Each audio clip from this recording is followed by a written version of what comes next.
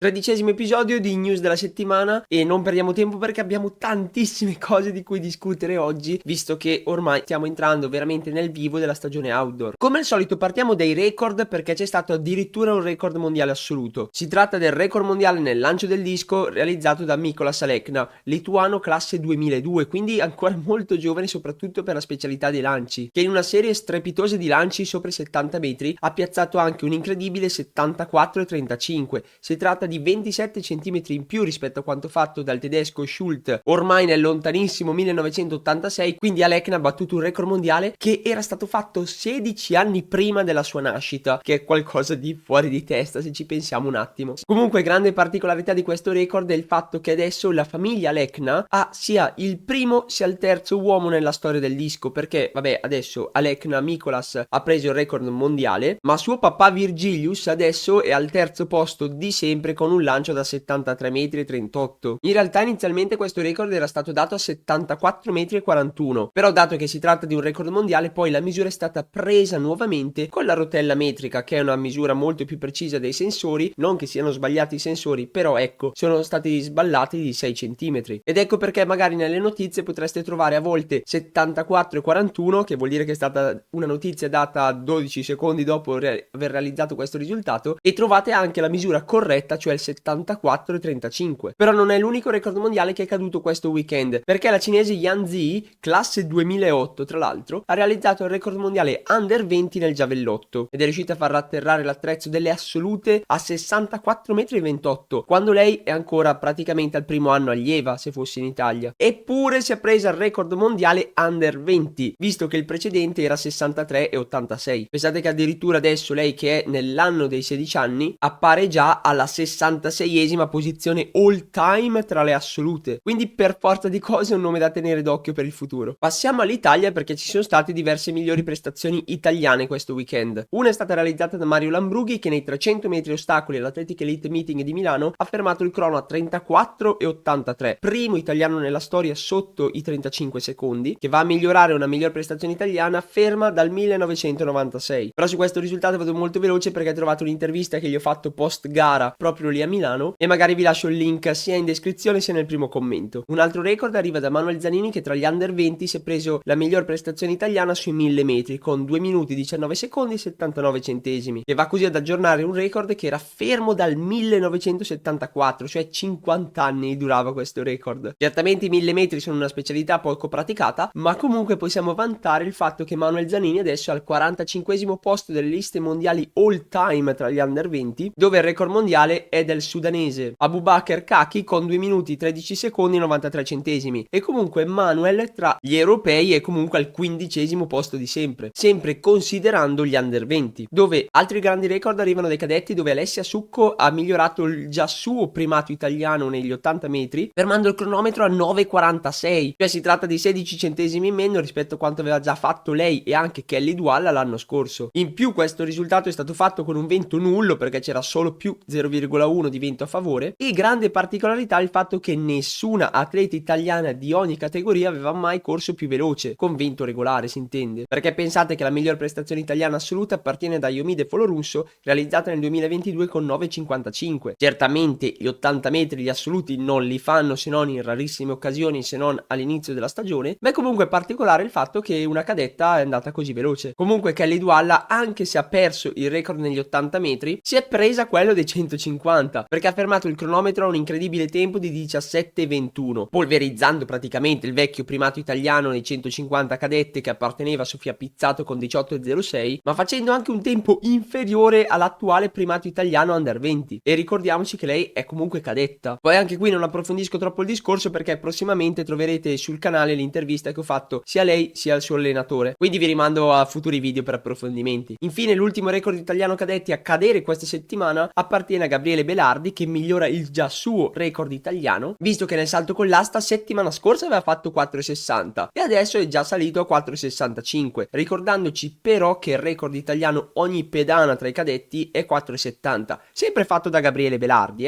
fatto quest'inverno alle indoor, però adesso il record italiano outdoor sta cominciando ad avvicinarsi al suo primato personale. Passiamo alle notizie generali perché è stato confermato ufficialmente che i campionati europei di Roma dal 7 al 12 di giugno, anche anche se in realtà c'è una piccola parentesi al 6 alla sera, saranno integralmente trasmessi dalla Rai, più precisamente da Rai 2, con sessioni mattutine dalle 9:30 alle 13 e con sessioni serali dalle 18 alle 23. Poi ovviamente, essendo su Rai 2, capiterà che ci sia contemporaneità con magari qualche evento importante o banalmente con il telegiornale. Quindi nel momento in cui ci saranno contemporaneità di altre cose che devono per forza essere trasmesse sulla Rai 2, a quel punto i campionati europei saranno trasmessi su Rai Sport. E poi vabbè, come al solito saranno anche integralmente visibili su Rai Play in streaming. Poi, più in ritardo rispetto al solito, sono stati pubblicati i minimi di partecipazione ai campionati italiani del 2024, che come al solito vedono dei piccoli ritocchi nelle varie specialità e come al solito molto spesso questi ritocchi sono al rialzo con un incremento della difficoltà. Ora non ho ancora avuto tempo di analizzarli bene questi minimi e quindi mi prendo ancora probabilmente una settimana almeno per vedere se è necessario parlarci a riguardo, perché in effetti un video sui minimi l'avevo già fatto, parlava dei minimi indoor e come vengono fatti, però se non devo aggiungerci cose particolari su questi minimi outdoor mi sembra inutile aggiungerci un altro video in cui ripeto praticamente le stesse cose, e allora vi lascio sotto in descrizione anche quel video. Passiamo a notizie un po' meno allegre, perché per tutti gli amanti del salto triplo vedremo un atleta molto forte in meno ai giochi olimpici, anzi non vedremo la detentrice del record mondiale, visto che Yulimar Rokas, atleta da 15,74 m, ha subito durante un allenamento un infortunio ai tendini d'Achille che l'ha costretta a subire un'operazione, e quindi questo farà sì che non sarà presente ai giochi olimpici. E poi ovviamente la speranza che nel momento in cui tornerà a gareggiare sia allo stesso livello di adesso, perché quando sono implicati i tendini d'Achille è sempre un vero terno al lotto. Rimaniamo a tema di mancate partecipazioni, perché i campionati mondiali Under 20 di Lima in Perù, che si svolgeranno dal 26 al 31 agosto, è già stato annunciato che gli Stati Uniti non prenderanno parte, e questo è dovuto a una serie di ragioni, come per esempio il fatto che ci sia un rischio per l'incolumità degli atleti, visto che attualmente in Perù ci sono alcuni disordini civili a detta della federazione americana. In più c'è anche un problema di data in cui sono stati messi, perché a fine agosto molti atleti hanno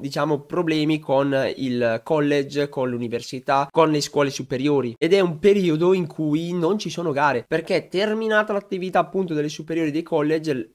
l'atletica negli Stati Uniti un po' si ferma, quindi non ci sono gare prima di questi campionati mondiali affinché gli atleti possano diventare competitivi proprio per i campionati mondiali stessi, e allora la federazione americana ha scelto direttamente di non partecipare, e speriamo sinceramente che questo sia un po' un unicum, cioè che le altre nazioni non seguano questo esempio degli Stati Uniti, altrimenti ci troveremo con un mondiale un po' a metà. Per la prima volta nella storia dei giochi olimpici la World Athletics assegnerà un premio in denaro ai vincitori delle varie gare, perché ad ogni vincitore, staffette incluse, ma lì il premio verrà diviso in 4, verranno assegnati $50.000, e poi dai giochi olimpici del 2028 riceveranno dei premi in denaro anche il secondo e il terzo arrivato. Questa è una cosa molto importante, perché fino ad adesso erano i singoli comitati nazionali a decidere quanto e se pagare le medaglie olimpiche, mentre adesso questa cosa verrà fatta anche direttamente dalla World Athletics, il che non vuol dire che i comitati nazionali non possono più dare i premi in denaro, possono darli, ma in più c'è anche il premio della World Athletics. In realtà questo va a sommarsi a tante altre novità che stanno avvenendo in questo periodo nell'atletica, e prossimamente vi prometto che faccio uscire un video a riguardo con le 10 grandi novità dell'atletica nel prossimo periodo, perché veramente siamo nel periodo in cui l'atletica sta più cambiando, almeno negli ultimi anni sta venendo data proprio una bella accelerazione per quanto riguarda l'atletica. E ora come sempre passiamo ai risultati interessanti degli atleti italiani. Gio Bussotti Neves diventa il sesto miglior atleta italiano nella storia dei 1000 metri con 2:17:23, dove vi ricordo che il record italiano è di Andrea Benvenuti con 2:15:63, però realizzato nel 92, quindi bello vecchiotto, e comunque Bussotti Neves è stato l'atleta più veloce degli ultimi 25 anni in questa specialità. Rimanendo a tema di gare spurie, ci sono da citare diversi risultati interessanti, come per esempio l'ottimo tempo nei 500 metri fatto da Francesco Pernici, che ha fermato il crono a 1 minuto 1 secondo e 18 centesimi, oppure il 39,82 nei 300 ostacoli di Linda Olivieri, il 7,53,89 di Jacopo De Marchi nei 3000 metri, e nella stessa distanza anche il 9,12,35 di Anna Arnaudo. Poi molto bene anche Citruali, che nei 150 metri ferma il crono a 15,20, che si tratta di soli 12 centesimi del record italiano di Fausto De Salu. Tornando un po' a distanze più normali, diciamo, abbiamo un nome nuovo nella velocità femminile. Si tratta di Arianna De Masi, che ha buttato giù di ben 4 decimi il suo primato personale, portandolo nei 100 metri ovviamente da 11,70 a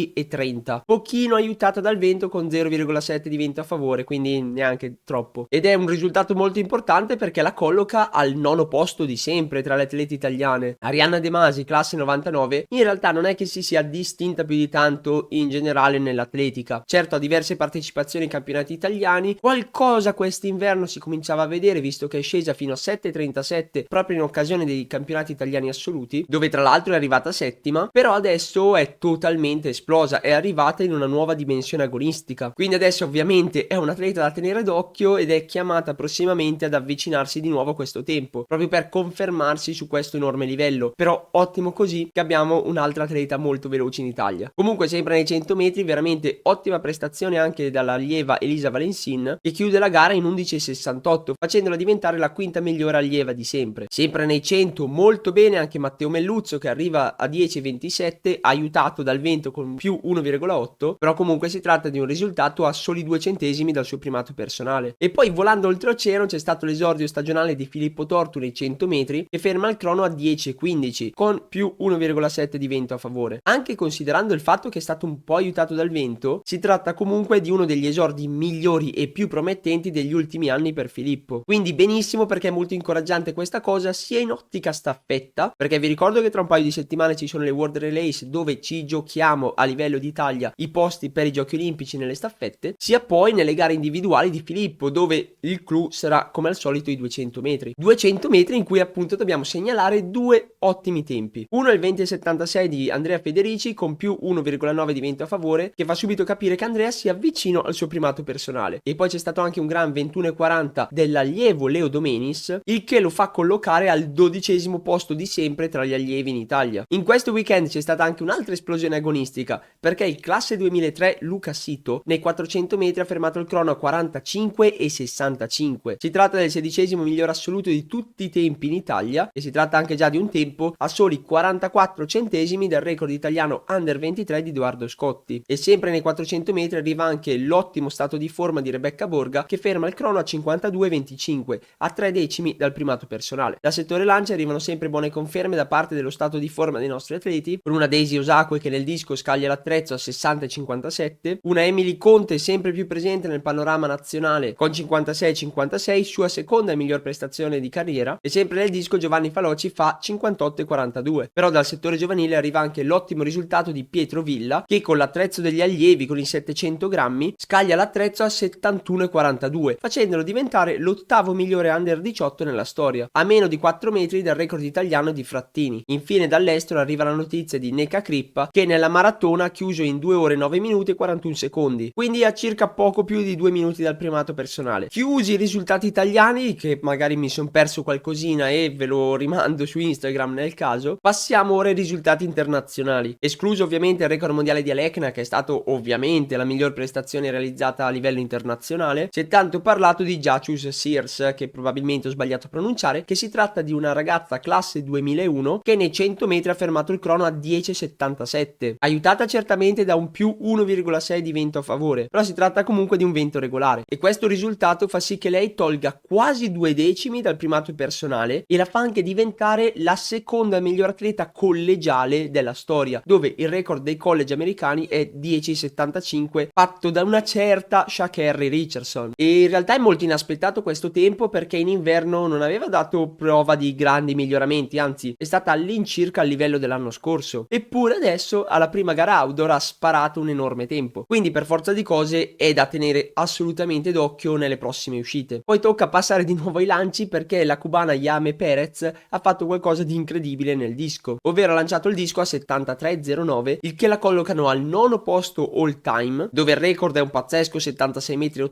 però la cosa pazzesca che ha fatto la Perez non è tanto arrivare al nono posto all time, ma il fatto che il suo lancio da 73,09 rappresenta il lancio più lungo degli ultimi 35 anni, ed è anche un grosso miglioramento rispetto al suo vecchio primato personale che risaliva al 2019, che era di 69,39, quindi un miglioramento di quasi 4 metri. Tra l'altro, per non farci mancare nulla, nella stessa gara ha realizzato anche altri 2 lanci sopra i 71 metri. Ritorniamo alla velocità, perché insieme a Filippo Tortu hanno gareggiato anche altri atleti, come per esempio un tale Noah Lyles, che ha fermato il crono a 10,01, stesso tempo che ha fatto Bednarek. E in realtà un 10,01 per Lyles con più 1,7 47 di vento a favore, è un risultato che non fa né caldo né freddo. Non è da mettersi le mani nei capelli per la gioia, non è neanche un brutto risultato, considerando che siamo a metà aprile. Quindi è probabile che per vedere l'Iles un po' più veloce dovremmo aspettare magari qualche tappa della Diamond League. Nei 200 metri arriva la nuova World Lead di 19,88 fatta dalla statunitense Courtney Lisdey, che l'anno scorso comunque era già sceso a 19,85. Anche negli ostacoli alti abbiamo due nuove World Lead, uno è il 13,21 fatto dallo statunitense Grant Holloway e al femminile abbiamo il 12,44 di Nia Ali, dove però è anche da segnalare l'ottimo 12,45 di Tonya Marshall. E per finire, come al solito, bollettino doping, dove stranamente questa settimana non parliamo di nessun atleta keniano, però ci tocca ancora una volta riscrivere la storia dei Giochi Olimpici di Londra 2012, perché l'ex atleta russa, ora diventata turca, Ekaterina Guliev, che però all'epoca si chiamava Ekaterina Poistogova, ha subito una cancellazione dei suoi risultati dal 2012 in poi per via di evidenze scientifiche che si era dopata e solite cose. E i suoi risultati quindi implicano anche gli 800 metri fatti ai Giochi Olimpici di Londra del 2012. È una gara che è stata totalmente devastata dal doping, perché sulle 8 finaliste 3 erano russe, 3 sono state squalificate e quindi in totale quella che era arrivata prima, terza e sesta sono state cancellate dai risultati. E quindi in pratica quella che era arrivata quinta in quella gara lì adesso si vede il bronzo, e in più vuol dire che per queste 3 squalificate ci sono state 3 atlete che si sono dovute fermare in semifinale, non prendendo poi parte alla finale. E con questo ho concluso il video delle news della settimana. Vi ricordo di lasciare un mi piace nel caso non l'abbiate ancora fatto per supportare un po' il canale e di iscrivervi per non perdervi video. Vi ricordo che esiste la possibilità di abbonarsi per supportare super mega tanto questo progetto. Spero di non aver dimenticato niente nelle news, al massimo c'è sempre Instagram dove integro le varie notizie. Grazie mille di avermi seguito fino a qua, buon divertimento agli allenamenti e buona fortuna alle gare. Bye bye!